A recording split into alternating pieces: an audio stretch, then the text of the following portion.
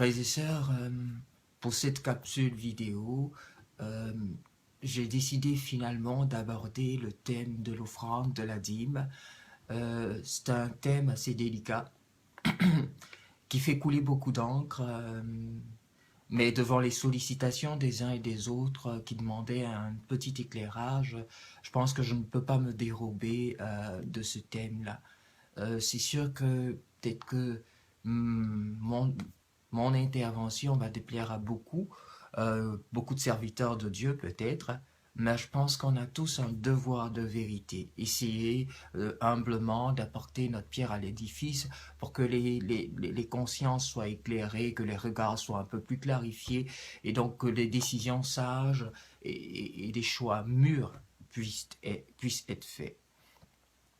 D'abord, pour mieux comprendre, je pense, cet aspect de la dîme, de l'offrande surtout, euh, il faut d'abord aller sur des bases scripturaires. Donc l'écriture est là pour nous éclairer, pour nous guider, parce elle est comme la lampe sur notre chemin et qui nous guide. Alors le premier livre de la Bible, euh, le livre de la Genèse, nous parle de l'offrande. Nous parle de l'offrande. Et la première personne justement à avoir les premières personnes à avoir posé un acte d'offrande envers Dieu sont bien sûr Caïn et Abel. On se rend compte que tous les deux ont posé un acte envers Dieu de reconnaissance. Mais déjà, dès ce premier acte d'offrande que nous propose la Bible, je pense que les choses sont déjà claires et nettes. Il y en a un qui offre le meilleur de ce qu'il a, avec cœur, avec amour à Dieu. Un autre, par contre, qui fait la même démarche, qui offre, mais qui n'offre pas avec son cœur, qui n'offre pas avec vérité en fait. Et on voit que l'une des offrandes est agréée et l'autre ne l'est pas.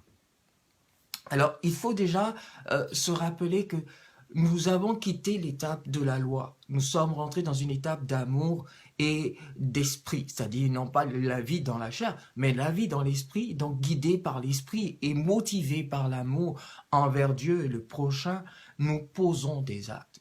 Donc, l'offrande est un principe de pure gratuité, d'expression de reconnaissance et d'amour à Dieu. Donc, qui devrait être libre, qui devrait être libre.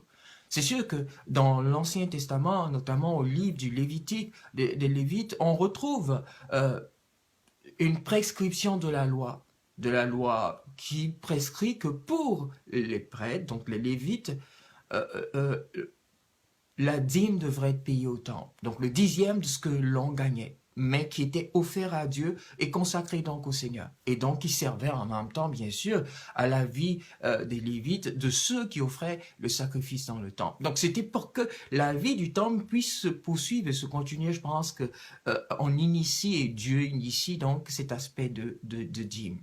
Mais nous avons passé l'ancienne alliance pour aller vers une nouvelle alliance. L'ancienne alliance, pas qu'elle ait été abolie, non, mais elle reste comme ce socle sur lequel on s'appuie pour mieux avancer dans la nouvelle alliance. Donc, dans le Nouveau Testament, les passages où il est question de dîme ne sont pas des passages explicites qui imposent le paiement de la dîme.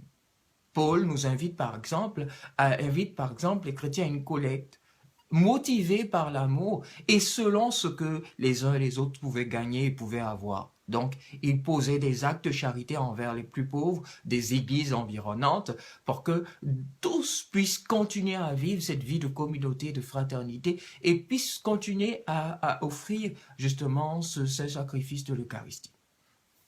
Alors, euh, aujourd'hui, qu'est-ce qu'on pourrait dire de cet aspect de l'offrande?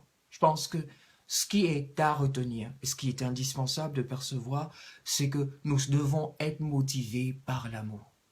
Si jamais je fais une offrande et que mon cœur n'y est pas, ben, je pense qu'il vaudrait mieux que je m'abstienne d'une offrande. Parce qu'elle ne peut pas être agréée par Dieu comme on le voit pour Caïn. Elle n'est pas motivée par un amour, donc le Seigneur n'agrée pas son offrande. C'est sûr que les églises ont besoin de financement, ils ont besoin d'argent, mais je pense que si nous, serviteurs de Dieu, nous bataillons pour la dîme ou pour une offrande, il y a quelque chose qui ne va pas. Il y a quelque chose qui ne va pas. Parce que si nous enseignons la providence, nous devons être capables de croire en la providence de Dieu que nous enseignons et donc ne pas obliger les fidèles ou ne pas contraindre les fidèles à donner quoi que ce soit. Notre enseignement devrait les éclairer et le fait que nous soyons messagers de la providence devrait nous tenir en sûreté ou en assurance devant les événements en disant, ben, moi qui suis serviteur de Dieu ou prêtre ou prophète ou quoi que ce soit d'autre, pasteur ou quoi que ce soit d'autre, euh, je suis assuré du Dieu en qui je prie, alors je n'ai pas besoin de batailler pour que mes fidèles payent la dîme.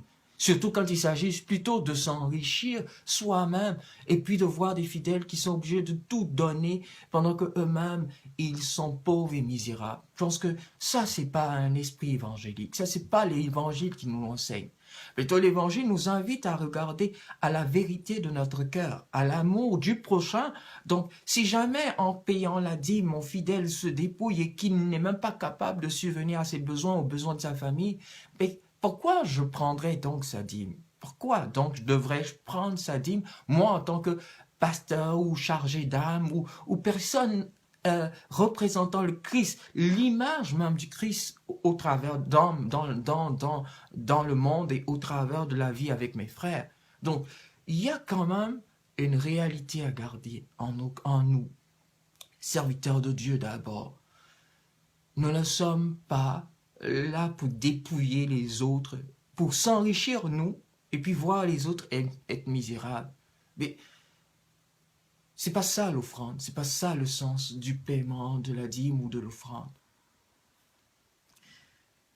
Ce qu'il faut encore peut-être souligner, c'est nous chrétiens, nous avons peut-être un devoir. Un chrétien a quelque part un devoir envers l'Église, c'est-à-dire de permettre que l'œuvre de Dieu puisse grandir et s'émanciper. Tout le monde ne peut pas prêcher, tout le monde ne peut pas annoncer la bonne nouvelle, mais nous contribuons à ce que la bonne nouvelle puisse se poursuivre. S'il n'y a pas d'électricité, s'il n'y a pas de sonorisation, s'il n'y a pas d'hostie pour les chrétiens catholiques, pour la messe, s'il n'y a pas de vin, s'il y a des choses qui manquent, ben, le sacrifice ne peut pas être offert. La prédication ne peut pas se faire dans des bonnes conditions.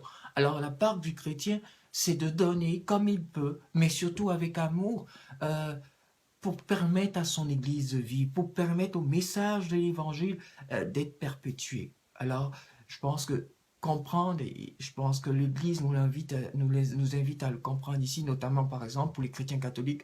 Je parle des chrétiens catholiques parce que moi je suis catholique.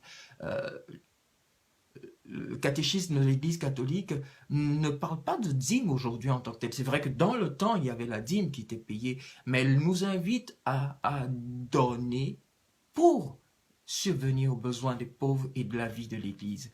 Alors, ainsi que le droit canonique, justement, euh, au canon 200, si ma mémoire est exacte, au canon 222, je crois, au canon 222, nous sommes invités à donner, 222 paragraphe 1, justement, nous sommes invités à donner les fidèles sont tous tenus par obligation de subvenir aux besoins de l'Église afin qu'elle dispose de ce qui est nécessaire au culte divin, aux œuvres d'apostolat et de charité et à l'honnête subsistance de ses ministres.